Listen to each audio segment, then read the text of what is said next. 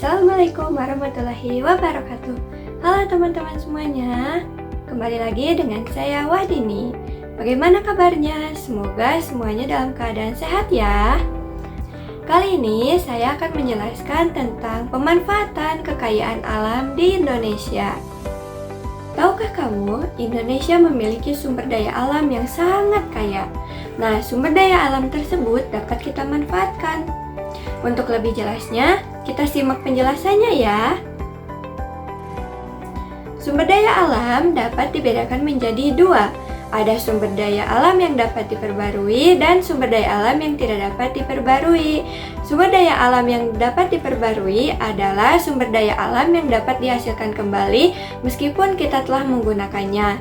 Contohnya ada hasil pertanian, hasil perkebunan, hasil peternakan, dan hasil perikanan. Sedangkan sumber daya alam yang tidak dapat diperbarui adalah sumber daya alam yang tidak dapat dihasilkan kembali setelah digunakan.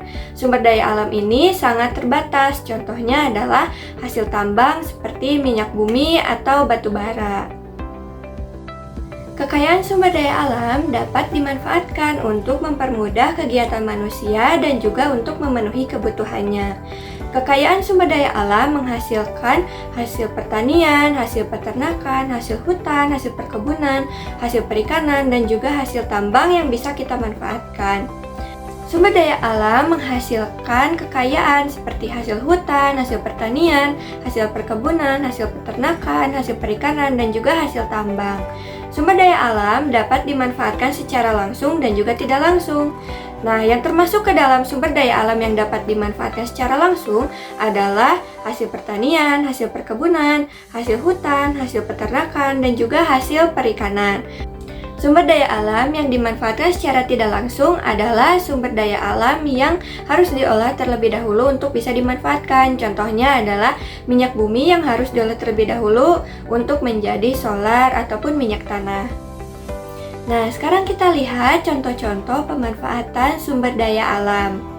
Yang pertama adalah hasil pertanian. Contohnya ada padi, jagung yang kita manfaatkan sebagai makanan pokok. Kemudian ada kacang kedelai sebagai bahan baku pembuatan tahu, tempe, kecap, ataupun susu. Yang kedua adalah hasil perkebunan.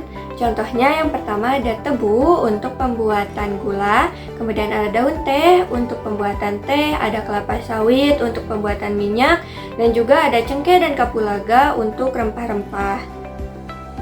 Selanjutnya dari hasil peternakan, contohnya ada daging sapi, daging ayam, daging kambing, telur ayam, susu sapi sebagai sumber protein hewani.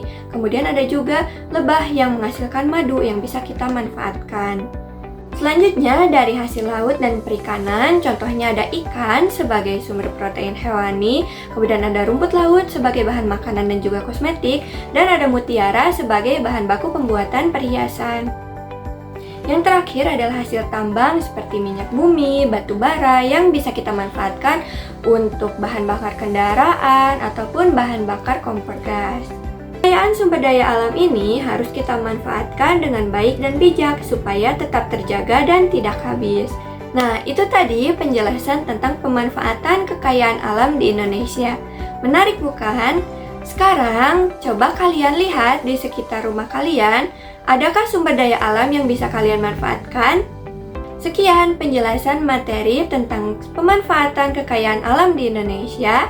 Terima kasih yang sudah menonton. Wassalamualaikum warahmatullahi wabarakatuh.